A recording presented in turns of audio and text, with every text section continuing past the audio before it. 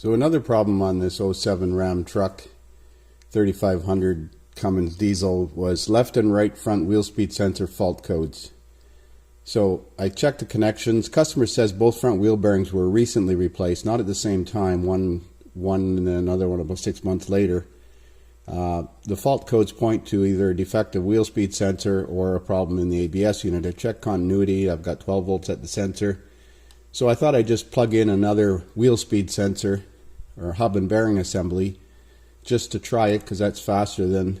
So I've got the left front wheel bearing plugged into a new wheel bearing, and when I spin it, as you can see, I get a speed signal from it. So I'm sure now that if we clear the codes, the only code that's going to come back is going to be for the right front. Let's check again.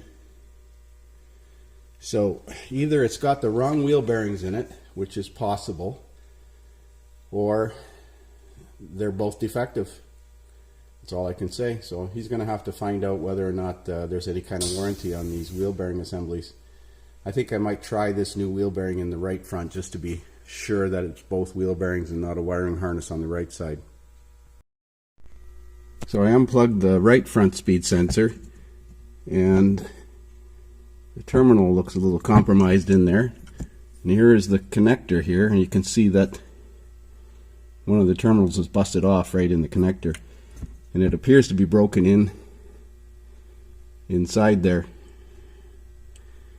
So I'm going to see if I can get that out of there. But this is a molded connector, part of the wheel bearing assembly as well.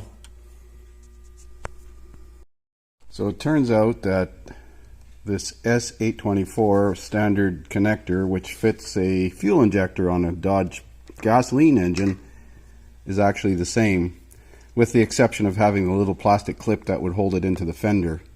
But otherwise it fits perfectly, it seals perfectly. So I've spliced that in there to replace this connector because I couldn't salvage it.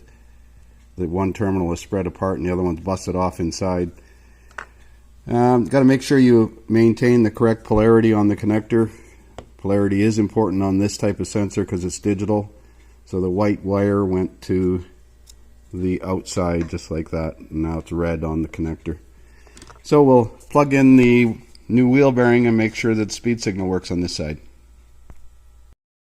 So I got a new hub and bearing assembly plugged into the right front repaired harness now. I'm just going to spin the hub and bearing to see if I get a speed signal.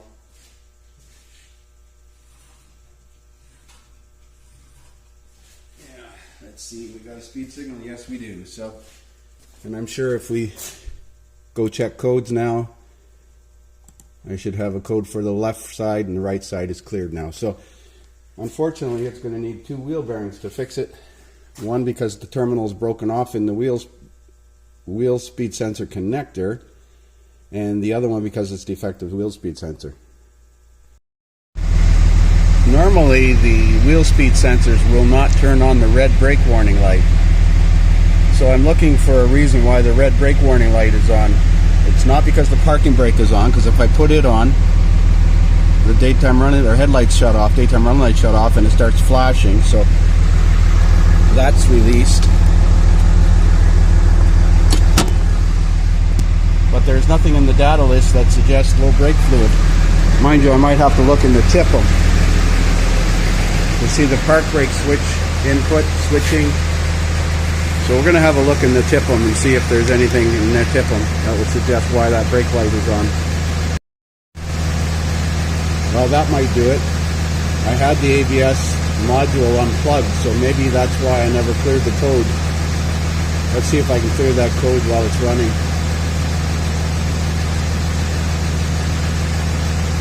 Let's go back and see if we're in there. Alright. Let's go see if the brake warning light is off.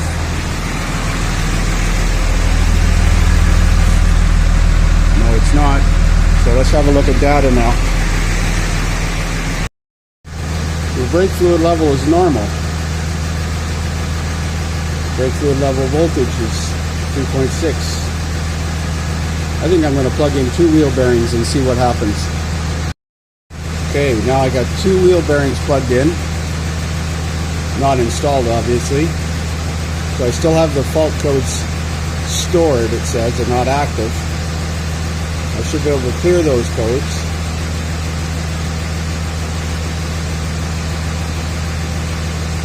And we'll go back and look. And let's see if the brake warning light is now off.